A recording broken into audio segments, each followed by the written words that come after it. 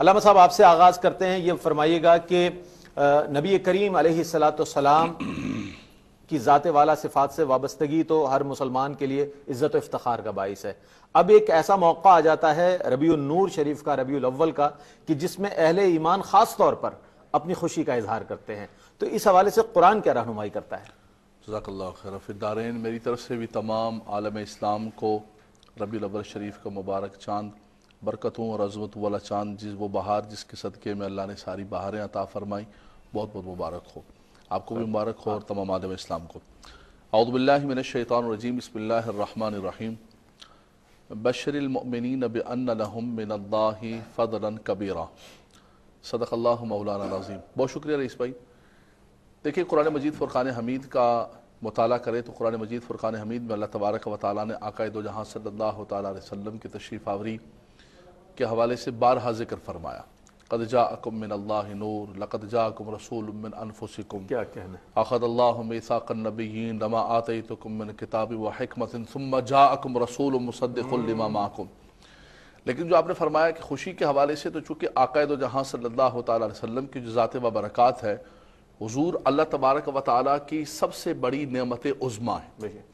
لقد من اللہ علی المؤمنین اذ بعث فیہم رسولا۔ کیا بات، اور اس کا اعلان کوئی اور نہیں کر رہے، ہم اپنے گھر سے بیٹھ کے نہیں کر رہے، یا ہم اپنی طرف سے بیٹھ کر یہ کوئی نعوذ باللہ من ذالک کو اعزاز دینے کی کوشش نہیں کر رہے، یہ رب کائنات نے عطا فرمایا۔ بے شک کہ ساری نعمتیں اللہ تبارک و تعالیٰ کی، لیکن فرمایا جو سب سے بڑی نعمت عظمیٰ ہے اور جو سب سے بڑی رحمت عالی ہے، رحمت للعالمین جو بنا کر بھیجا، وہ آقا دو جہاں صلی اللہ علیہ وسلم کی ذات ببرکات ہے۔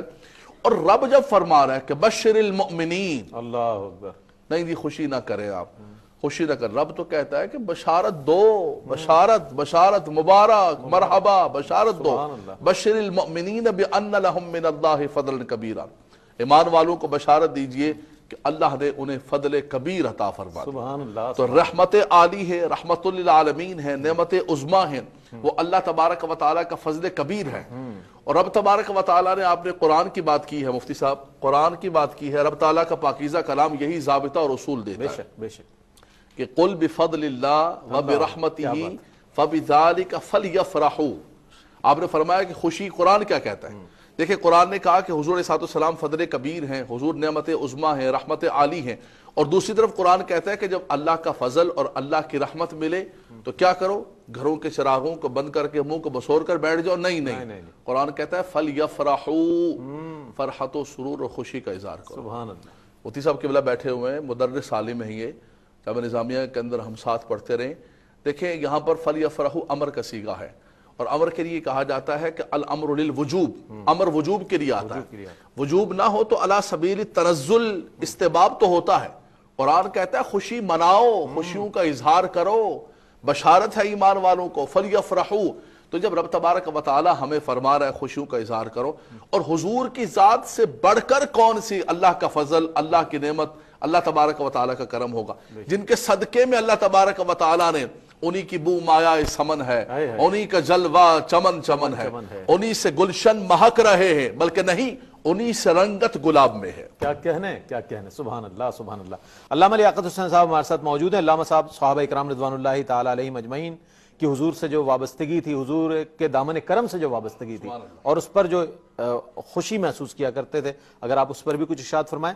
لیکن میں یہ بھی چاہوں گا کہ جب نبی مکرم علیہ السلام کی ولادت باسعادت ہوئی تو خوشی کا اظہار کس طرح کیا گیا اہل خاندان کی طرف سے اور دیگر حضرات کی طرف سے؟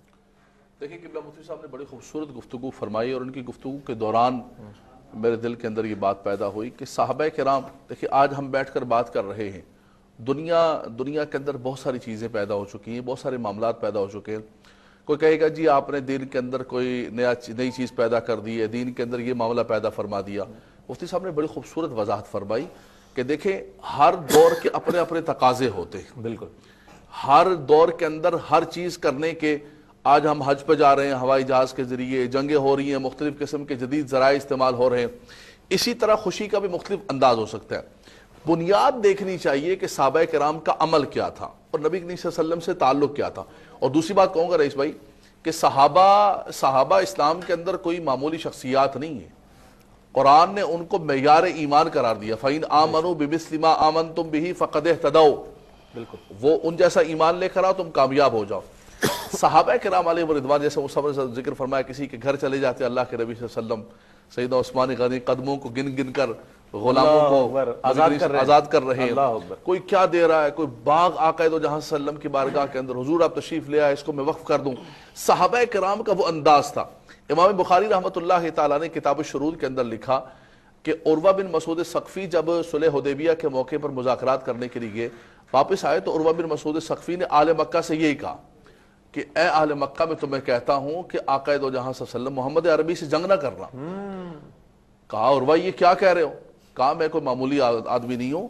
لقد وفدت علی الملوک وفدت علی قیصر و کسری و النجاشی, بڑے بڑے درباروں کے میں نے حساب کتاب دیکھے اور میں سفیر بن کے گیا, لیکن ما یعظمہ اصحاب محمد محمدا, اللہ میں نے کائنات کے اندر محمد عربی کے غلاموں کو ان کی جو تعظیم کرتے ہوئے دیکھا وہ کہیں نہیں دیکھا.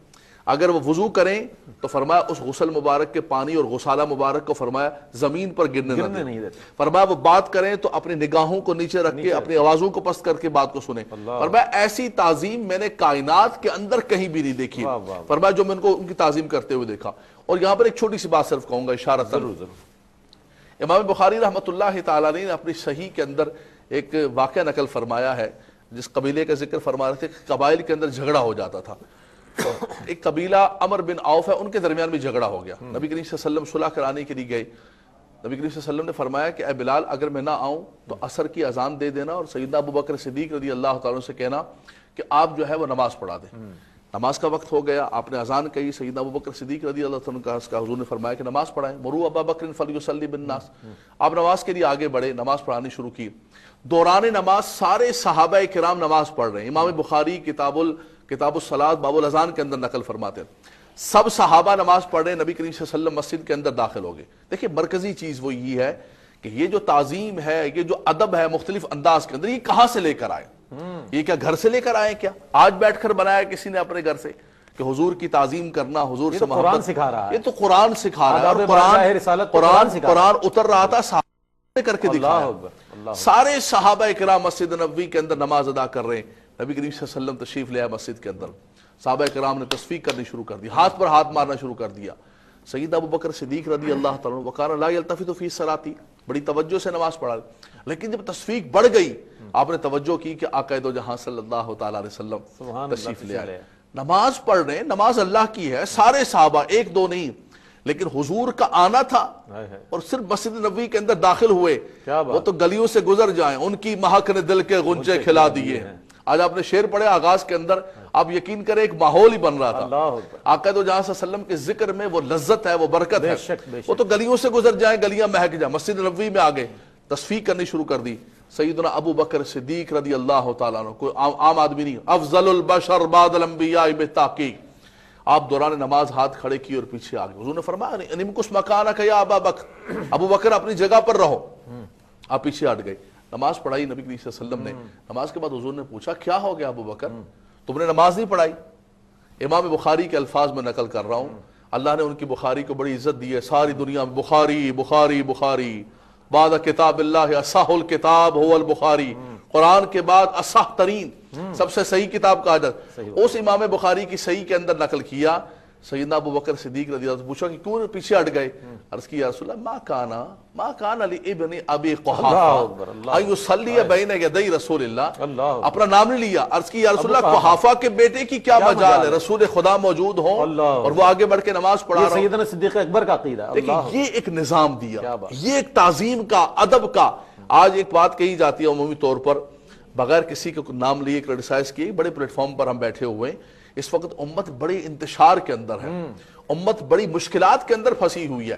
میں سمجھتا ہوں کہ اس وقت یہ پیغام دینے کی ضرورت ہے کہ اگر امت کو کوئی چیز جمع کر سکتی ہے تو وہ حضور کی محبت جمع کر سکتی ہے, وہ حضور کی تعظیم جمع کر سکتی ہے, اور حضور علیہ السلام کا ادب جمع کر سکتا ہے.